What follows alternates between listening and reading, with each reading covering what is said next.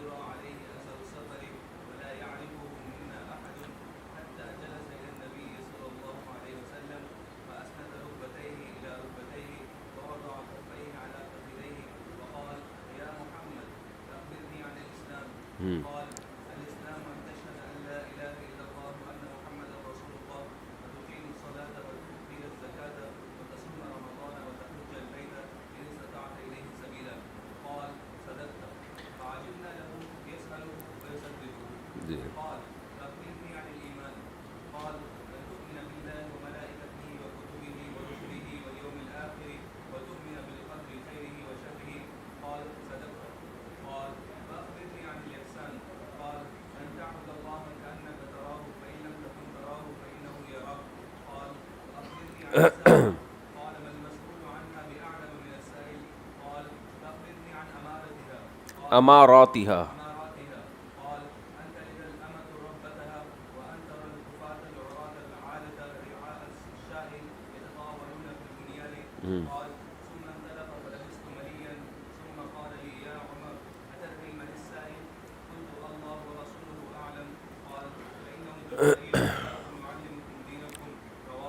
چلے جی.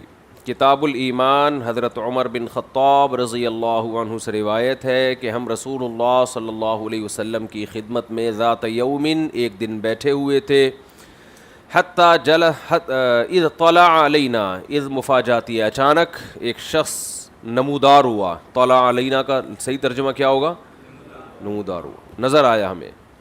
رجل، ایک نوجوان تھا، مرد تھا، شدید بیاض الثیاب، بہت سخت سفید کپڑے. اضافت الصفت الی الموصوف، اور صفت بحال متعلقہ، یعنی ثیابہ بیاض شدید. سمجھ رہے ہو؟ شدید سواد الشعر لا یرا علیہ اثر السفر، شدید سواد الشعر، اس کے بال انتہائی سیاہ تھے اور کپڑے انتہائی سفید تھے. لا یرا علیہ اثر السفر، اس پر سفر کے نشانات بھی نہیں تھے. ولا یعرفہ منا احد، اور ہم میں سے کوئی اسے جانتا بھی نہیں تھا. یہ عجیب بات ہے نا، مقامی آدمی بھی نہیں ہے اور بندہ پہچان میں بھی نہیں آ رہا.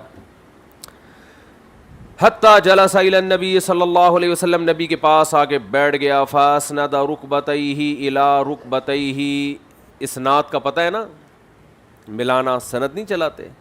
تو انہوں نے اپنے گھٹنے کو، اپنے دونوں گھٹنے ملا دیے نبی صلی اللہ علیہ وسلم کے دونوں گھٹنوں کے ساتھ.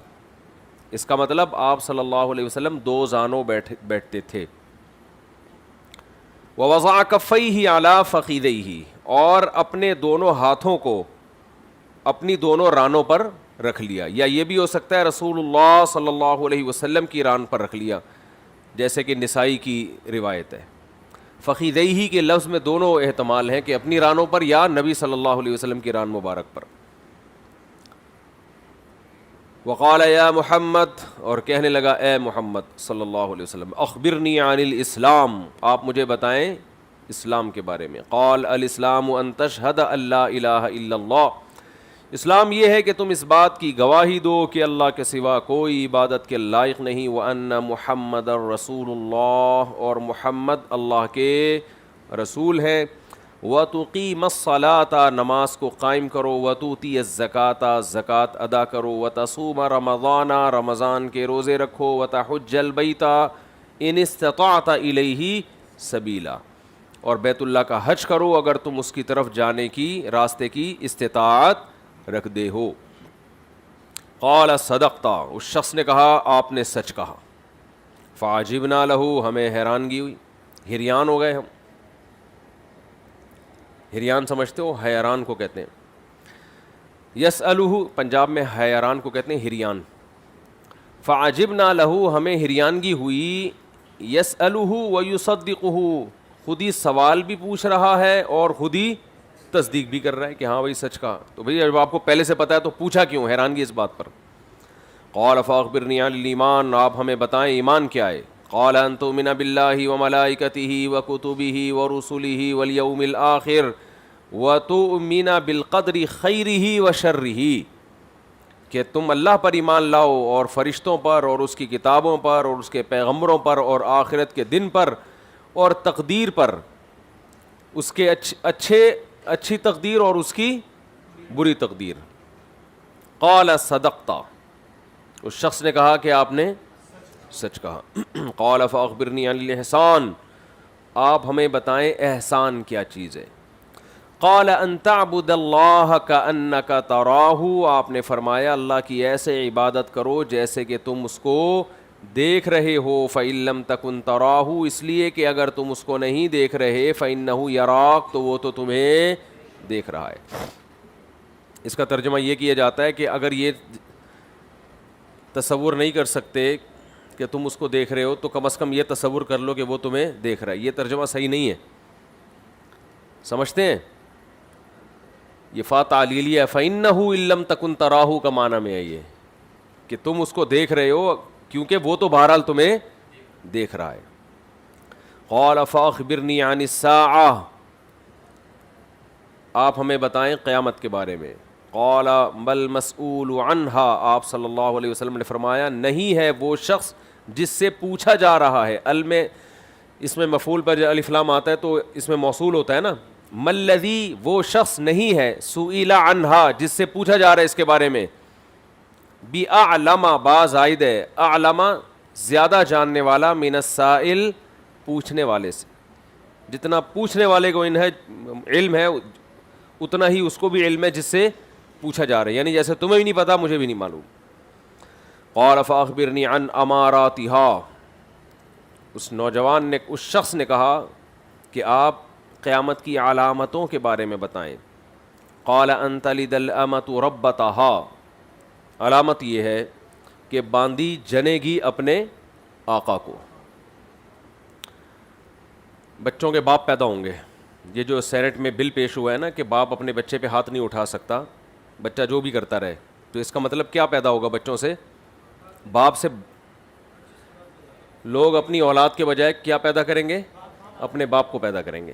یہی ہوگا پھر, یہی مطلب ہے حدیث کا. بھی پوری تفصیل آئے گی حدیث. اچھا بھائی, وَأَن تَرَى الْحُفَاةَ الْعُرَاةَ الْعَالَةَ رِعَاءَ الشَّاءِ يَتَطَاوَلُونَ فِي الْبُنْيَانِ, اور تم دیکھو گے کہ وہ لوگ جو ننگے سر تھے, العرات ننگے بدن, حافی کہتے ہیں نا ننگے سر, عاری کپڑوں سے خالی, ننگے بدن والے یعنی غریب لوگ, العالا محتاج, عائل کی جمع. جی کیا بول رہا بھائی؟ حفات ننگے سر, سوری ننگے پاؤں. بشر حافی رحمۃ اللہ علیہ تھے نا, ہمیشہ ننگے پاؤں گھوما کرتے تھے. ننگے پاؤں جن کے پاس پہننے کے کپڑے, پہننے کے جوتے نہ ہوں. رعاء الشائی, شات کی جمع بکریاں چرانے والے, راعی کی جمع رعاء. یتطاولون فی البنیان, یہ لوگ عمارتوں میں ایک دوسرے سے فخر کرنے لگیں گے. تطاول کا معنی ایک دوسرے سے لمبی لمبی اونچی اونچی عمارتیں بنانا. وہ عرب کے چرواہے جو غریب مسکین, لیکن آپ ان کی عمارتیں دیکھو گے تو آج دبئی نے اتنی اونچی بنائی تو ابو ظہبی اس کو بھی کراس کرنے میں لگا ہوا. قطر کہہ رہا ہے کہ میں اس سے بھی اونچی بناؤں گا. سمجھتے ہیں ابھی تک تو ٹاپ پہ دبئی چل رہا ہے.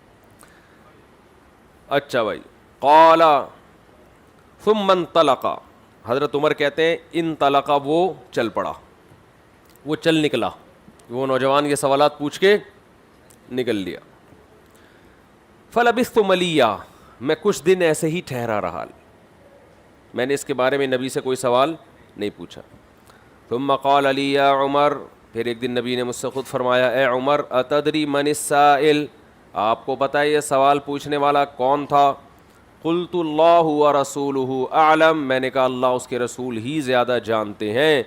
قال فإنہ جبرائیل اتاکم, یہ جبریل تھے جو تمہارے پاس آئے, یعلمکم دینکم, تمہیں تمہارا دین سکھا رہے تھے. بڑی خاندانی حدیث ہے اور اسلام کی بیس ہے, اور اس میں ایسے ایسے علمی نکات ہیں کہ آپ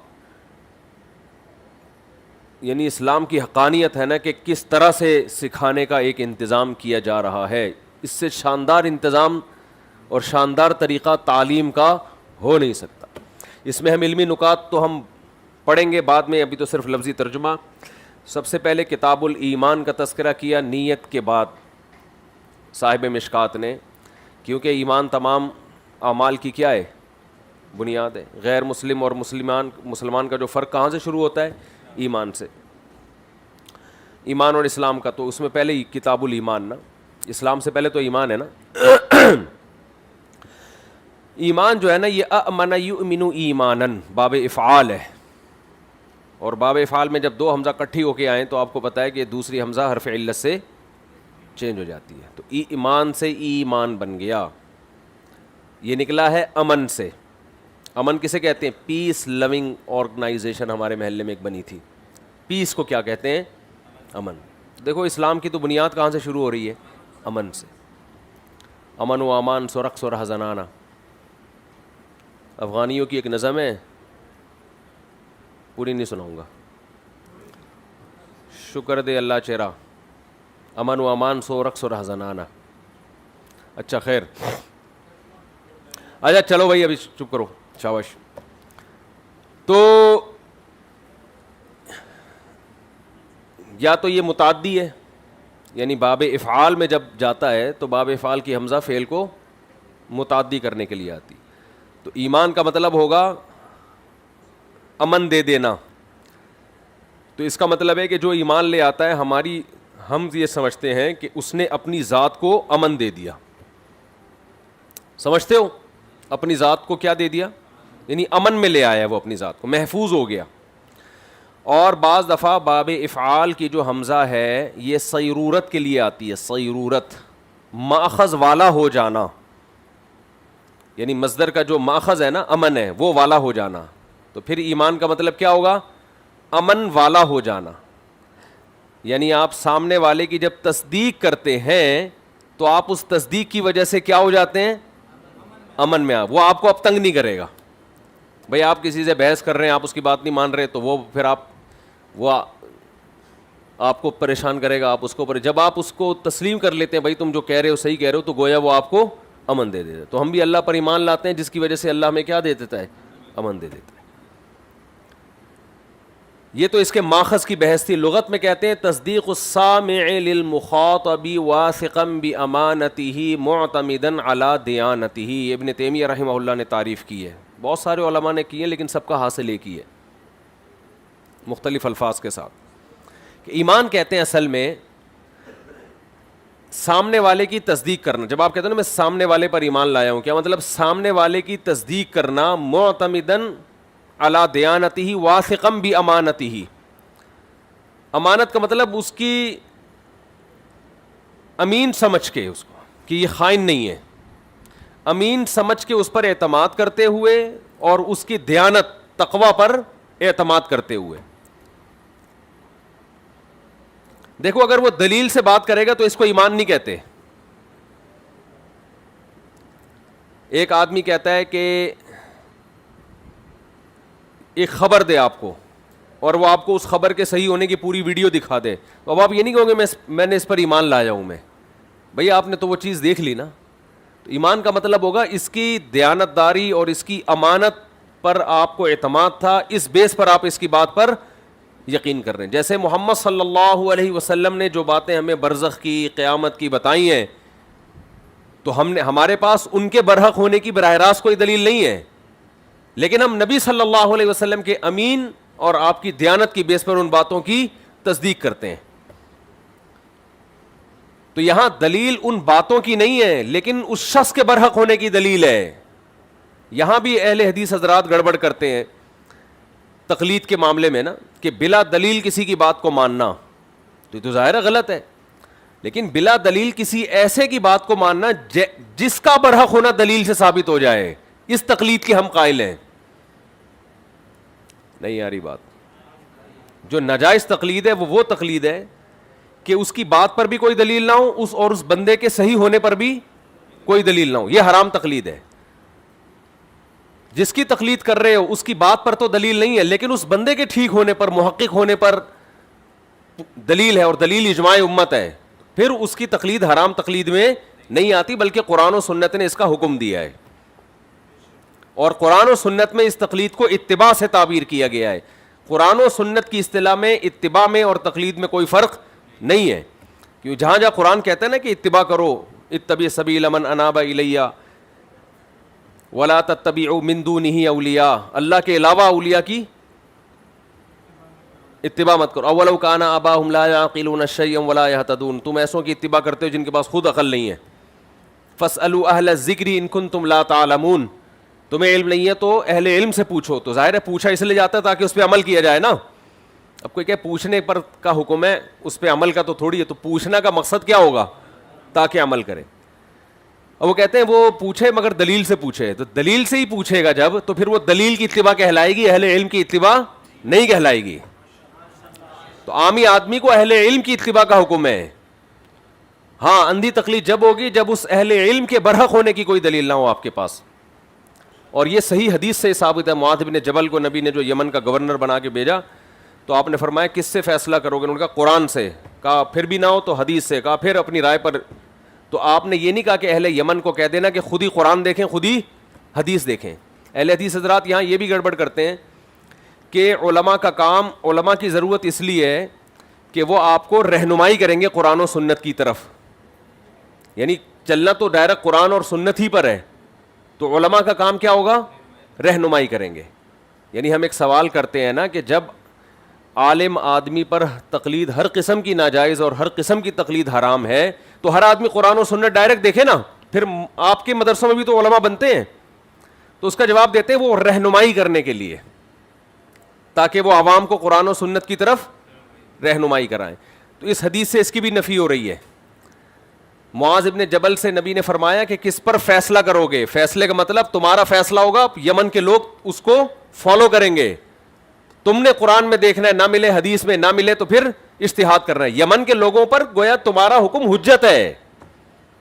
یہ نہیں فرمایا کہ کوئی تمہارے پاس آئے تو قرآن کی وہ والی متعلقہ آیت کی طرف رہنمائی کر دینا اس کی, کہ یہ والا مسئلہ تمہارا قرآن کی فلاں آیت میں, رہنمائی کا نہیں کہا, فیصلہ تم نے کرنا ہے, کیونکہ ہر آدمی قرآن و سنت میں نہیں جائے گا. علماء قرآن و سنت کو پڑھ کر عوام کو اس سے بے فکر کر دیں گے.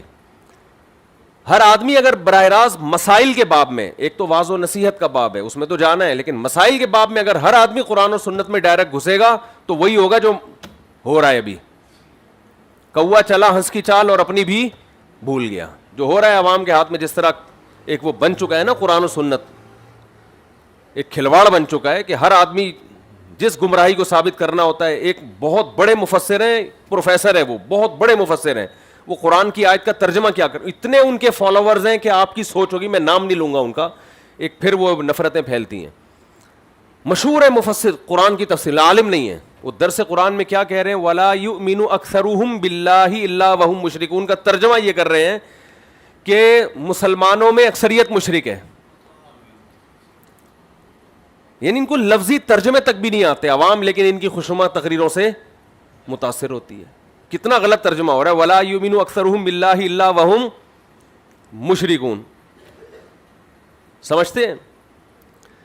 تو کیا بات کر رہا تھا میں, ہاں, تو یہ بات چلی کہاں سے. تو انسان دلیل پہلے کسی کے برحق ہونے پر ہوگی, پھر آگے اس کی ہر بات پہ دلیل نہیں ہوگی, کیونکہ اگر ہر بات پہ پھر اس بندے کو درمیان میں لانے کی ضرورت ہی نہیں تھی. تو ایمان کا مطلب تصدیق السامع للمخاطب واثقا بامانته معتمدا على دیانتی. ٹھیک ہے. اور اصطلاح شریعت میں ایمان کہتے ہیں تصدیق النبی صلی اللہ علیہ وسلم فیما علم مجیئہ بہ ضرورتاً مع التزام شریعتہ. سمجھ رہے ہو؟ تصدیق النبی صلی اللہ علیہ وسلم فیما علم مجیئہ بہ ضرورتاً مع التزام شریعتہ وبراءۃ ادیانہ کلھا وبراءۃ الادیان کلھا.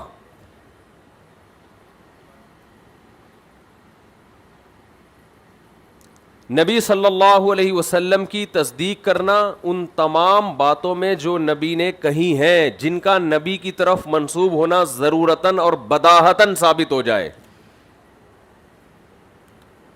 اور نبی کی شریعت کا التزام بھی ہو اس میں. یہ اعتراضی مثالیں آگے بتاؤں گا میں کیوں یہ ہم قیدیں لگا رہے ہیں. مع براءۃ الادیان, باقی تمام دینوں کی برات کے اعلان کے ساتھ, ان کی نفی بھی ہو کہ محمد صلی اللہ علیہ وسلم کے دین کے علاوہ جتنے بھی دین ہیں میں ان سے برات کا اعلان کرتا ہوں. سمجھ تننا کہ نہیں تننا؟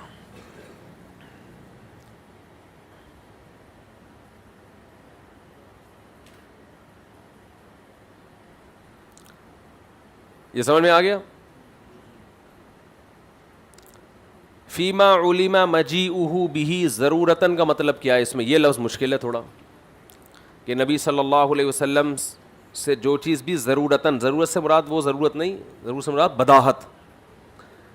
کچھ چیزیں نبی صلی اللہ علیہ وسلم سے ایسی ثابت ہیں کہ جن میں اختلاف ہے کہ ثابت ہیں بھی یا نہیں, اخبار احاد ہیں, ٹھیک ہے نا, لیکن کچھ چیزیں نبی سے ثابت ہیں بالکل ضرورت اور بداہت کے ساتھ, تواتر کے ساتھ. تواتر کی جتنی قسمیں ہم نے آپ کو بتائی تھیں, تواتر عملی, تواتر طبقہ, تواتر قدر مشترک, اس قسم کے تواتر کے ساتھ نبی سے جو کچھ بھی ثابت ہے ان تمام باتوں کی تصدیق کرنا اور آپ کی شریعت کا التزام, یعنی اپنے اوپر لازم کر لینا اس کو کہ میں شریعت کو کیا کروں گا, فالو, اور آپ کے علاوہ باقی ادیان سے برات کا اعلان کہ وہ سب غلط ہیں. سمجھتا ہے کہ نہیں سمجھتا ہے؟ اس عمل کو کیا کہا جاتا ہے؟ ایمان. کفر اس کی ضد ہے. کفر کسے کہتے ہیں؟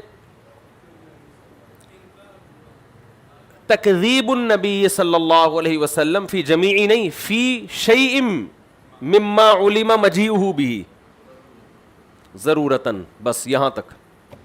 آگے ما براءۃ الادیان کلھا کی شرط لگانے کی یا التزام شریعت کی ضرورت نہیں، بس اتنا کافی ہے. تکذیب النبی ہی، نبی کا انکار کرنا، فی شیء مما علم مجیئہ بھی، کسی بھی ایک چیز میں جو نبی سے تواتر سے ثابت ہو جائے. اس میں تمام چیزوں کا انکار نہیں، کسی ایک چیز کا انکار بھی انسان کرے گا تو دائرہ اسلام سے خارج. سمجھتے ہو؟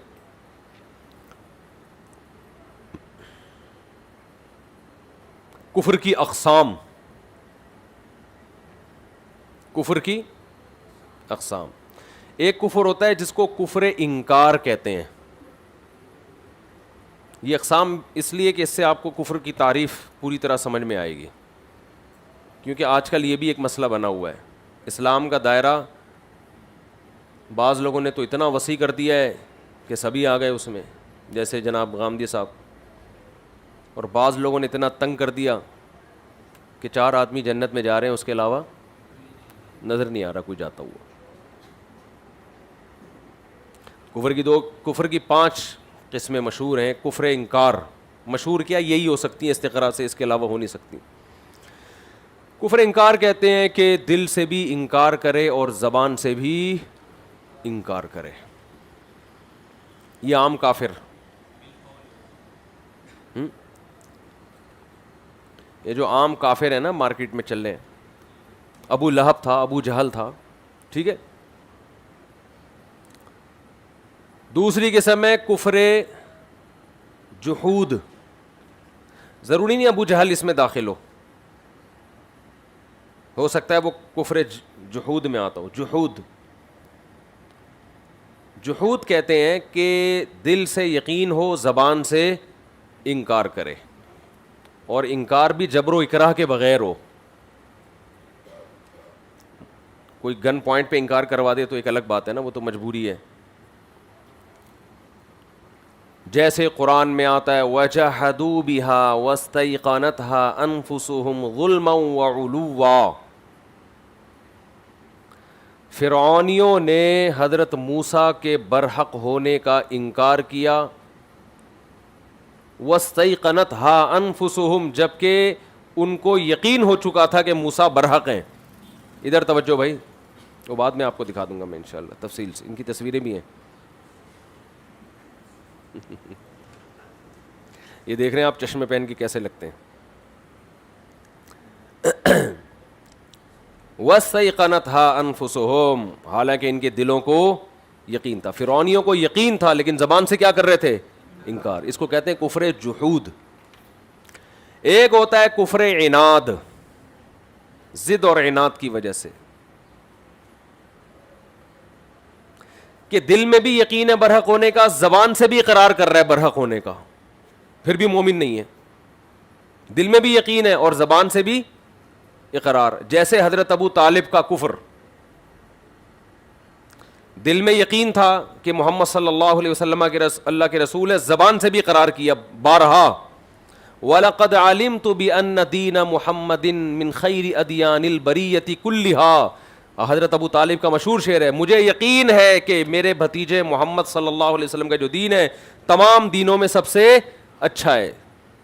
اس زمین، روئے زمین پر تمام مذاہب میں سب سے اچھا مذہب کس کا ہے؟ محمد کا.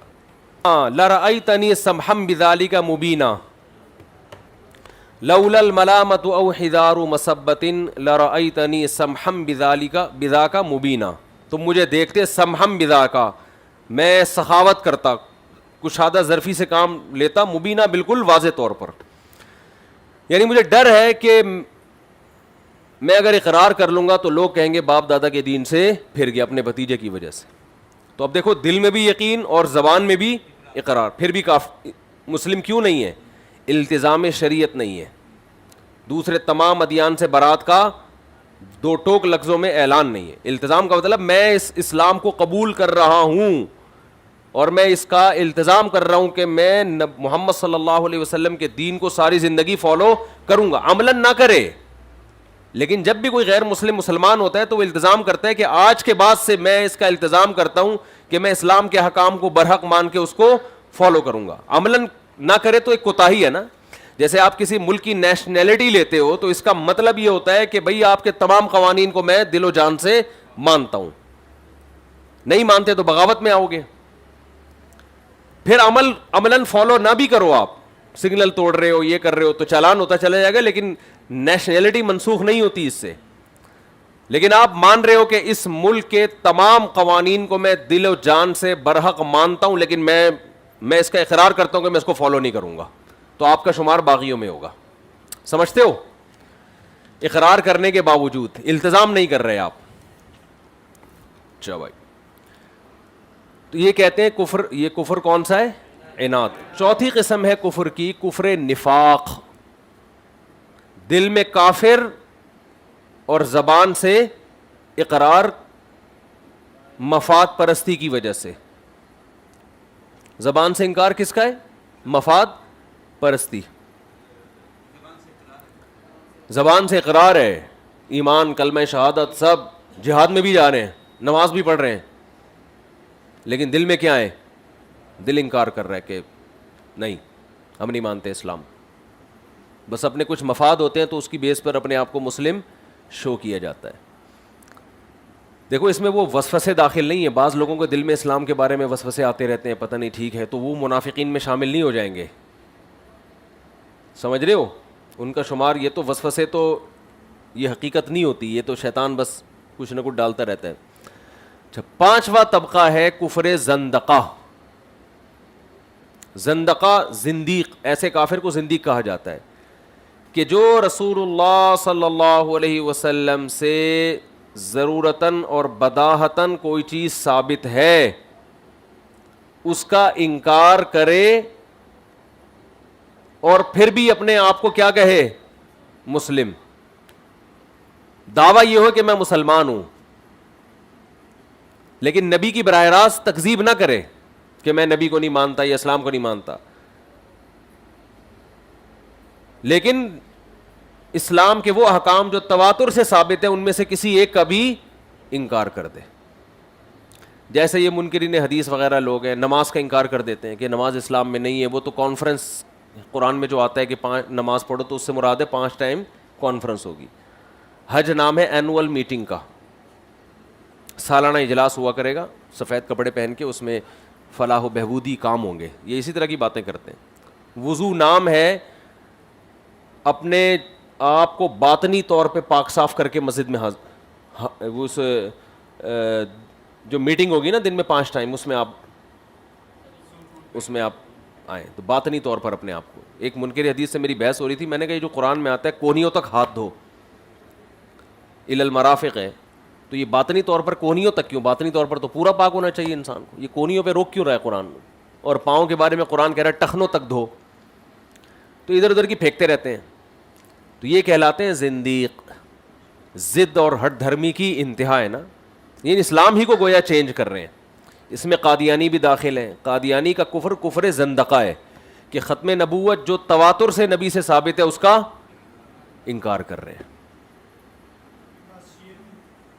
حضرت ابو بکر کی صحابیت, حضرت عائشہ کی پاک دامنی تواتر سے ثابت ہے یا نہیں ہے؟ سورہ نور کی آیتیں ہیں نا, قرآن سے جو چیز ثابت ہو تواتر ہی ہو گیا نا. بہت واضح طور پر 2 رکوع پورے نازل ہوئے. تو اس لیے حضرت عائشہ رضی اللہ تعالی عنہا پر اگر کوئی تہمت لگاتا ہے تو وہ بھی کفر زندقہ میں داخل ہے. سمجھتے ہو؟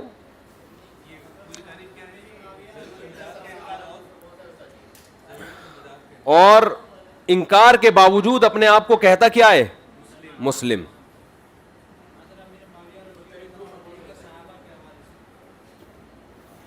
ہاں ایسا ہی ہے نا.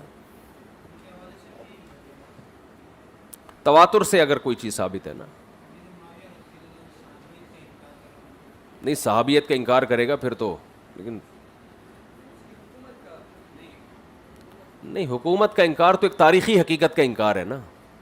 تاریخی حقیقتوں کا انکار کا کفر اور اسلام سے کوئی تعلق تھوڑی. کوئی کہ قائد اعظم دنیا میں آئے نہیں تو تواتر کا انکار تو کر رہا ہے, خبر متواتر کا. جاہل ضدی تو کہیں گے, لیکن اس کا اسلام اور کفر سے کوئی چلے. تنقید کرتا ہے فاسق ہوگا, کافر نہیں ہوگا, نہیں, فاسق کہلائے گا, کافر نہیں کہلائے گا. چلیں, یہ ہو گئے جی.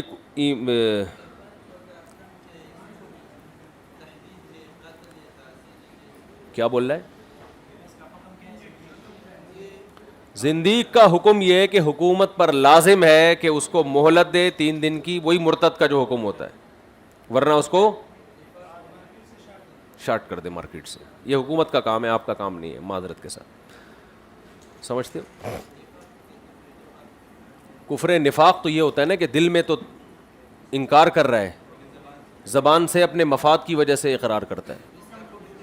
اس کا حکم کچھ بھی نہیں ہے, ہم ظاہر کے مکلف ہیں. کفر نفاق جو ہے نا, اس کا حکم یہی ہے کہ اس کو برداشت کرنا ہے. نہیں, پھر بھی معلوم ہے, تو نبی کو بھی بہت سے منافقوں کا معلوم تھا, لیکن آپ نے ظاہر کو لیا ہے, باطن اس کا اللہ کے حوالے کیا ہے. سمجھتے ہو؟ اس کا حکم یہ ہے کہ اس سے ہوشیار رہنا ہے. تو ضرر کی وجہ سے نقصان, اس کو پھر سزا دی جائے گی, تعزیر. اگر وہ ضرر تو آپ کا مخلص مسلمان بھی پہنچا رہا ہے. دیکھو حدیث میں آتا ہے کہ جو مسلمان حاکم کے خلاف کھڑا ہو, صحیح مسلم کی حدیث ہے, فقتلوہ, اس کو قتل کر دو, کائنم من کان, جو بھی ہو, کتنا ہی نیک ہو. حضرت معاویہ رضی اللہ تعالی عنہ نے بعض مخلص لوگوں کو بھی, جو دین سے مخلص تھے, ان کو اسی بیس پر قتل کیا ہے کہ ان کا حکم کس میں آتا ہے. جب حضرت معاویہ کی حکومت قائم ہو گئی نا, حضرت حسن نے بیعت کر لی, تو حضرت معاویہ نے اس بیس پہ بھی شہید کیا ہے, قتل کیا ہے. اور حضرت عائشہ رضی اللہ تعالی عنہ سے حضرت معاویہ کی ملاقات ہوئی, تو حضرت عائشہ نے ایک دفعہ تنبیہ کی ان کو کہ آپ نے فلاں تابعی کو قتل کیا, وہ تو بڑے نیک تھے. انہوں نے فرمایا کہ ان کا معاملہ میرا معاملہ اللہ پہ چھوڑ دیں, کیونکہ وہ بغاوت کر رہے تھے نا. جب ایک امیر ہو, حضرت حسن نے حضرت معاویہ کے ہاتھ پہ بیعت کر لی, تو ایک امیر ہو گیا نا اب. تو اب حضرت معاویہ کو یہ حق تھا کہ کوئی بھی حکومت کے خلاف کھڑا ہونے کی کوشش کرے تو اس کا قتل ان کے لیے اس حدیث کی روشنی میں بالکل جائز تھا. اب آپ کہہ سکتے ہو مخلص لوگ بھی اگر کھڑے ہو رہے ہیں, تو حدیث سے پتہ چلتا ہے مخلص بھی, کیونکہ اتحاد امت اس کو ترجیح دی گئی ہے. سوال یہ پیدا ہوتا ہے کہ پھر حضرت معاویہ جب حضرت علی کے خلاف کھڑے ہوئے, تو پھر یہ حدیثیں تو ان کے خلاف بھی جاتی ہیں. یہ ان کے خلاف اس لیے نہیں جاتی کہ حضرت معاویہ کا موقف یہ تھا کہ ابھی تک حضرت علی پر لوگ جمع ہوئے نہیں ہیں, تو مسلمانوں کے شرعی خلیفہ وہ بنے نہیں ہیں. یہ ان کا موقف تھا جس میں ہم ان کو اجتہادی غلطی پر سمجھتے ہیں, کیونکہ اور عملاً بھی ایسا ہی تھا کہ یعنی سارے مسلمان ان پر اس وقت تک جمع نہیں ہوئے تھے. اور حضرت معاویہ کی ایک بہت بڑی حیثیت تھی. بس اجتہادی غلطی اس حوالے سے ہم کہتے ہیں کہ وہ اختلاف کو ختم کرنے کے لیے ان کو جمع ہونا لازم تھا ان کے اوپر.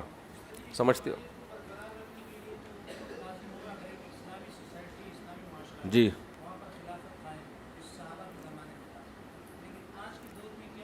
نہیں, اس میں بھی یہی ہے, اگر زمین کے کسی ایک خطے پر کوئی مضبوط حکومت بن گئی ہے, تو اس خطے کے اندر اس کے خلاف کھڑا ہونا بھی بغاوت ہے.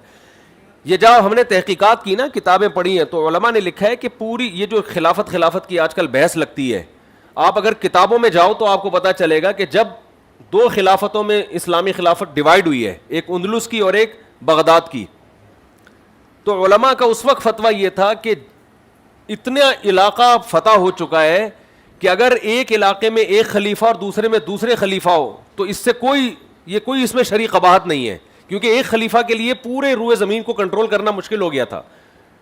تو پھر اس خلیفہ کے حکام اس کی جہاں تک خلافت کی حدود ہیں وہاں جاری ہوں گے, اس خلیفہ کے حکام یہاں تک. تو یہ جو کہتے ہیں نا کہ ان دونوں کو ختم کر کے ایک خلیفہ بنانا واجب ہے, یہ خود غلط ہے. اصل تو یہی ہے کہ ایک ہو, نہیں ہے تو وہ بھی ٹھیک ہے.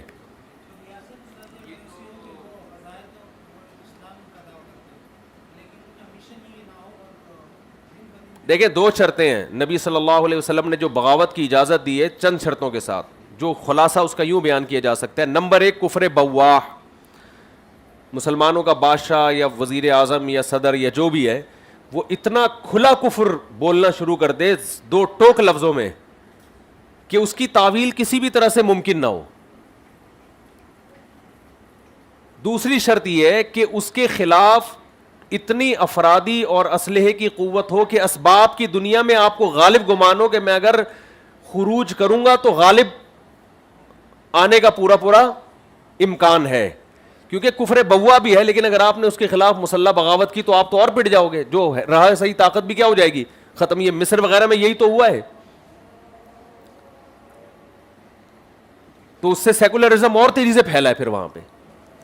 یہ مصر وغیرہ میں یہی ہوا ہے نا کہ پوری پاور تھی نہیں، حکومت کے خلاف کھڑے ہوئے تو لبرل لوگوں نے ایسا مارا ہے کہ پھر وہ جو تھوڑا بہت داڑھی، بہت طویل عرصے تک مصر میں داڑھی پر پابندی تھی. تو صرف کفر بوا نہیں بلکہ اسباب کی دنیا میں طاقت بھی ہو. اگر طاقت نہیں ہے تو فرعون کی مثال دیکھ لو، ساری زندگی صبر ہی کرتے رہے، اللہ نے ہی تباہ کیا اس کو. تو یہ دونوں چیزیں ضروری ہیں.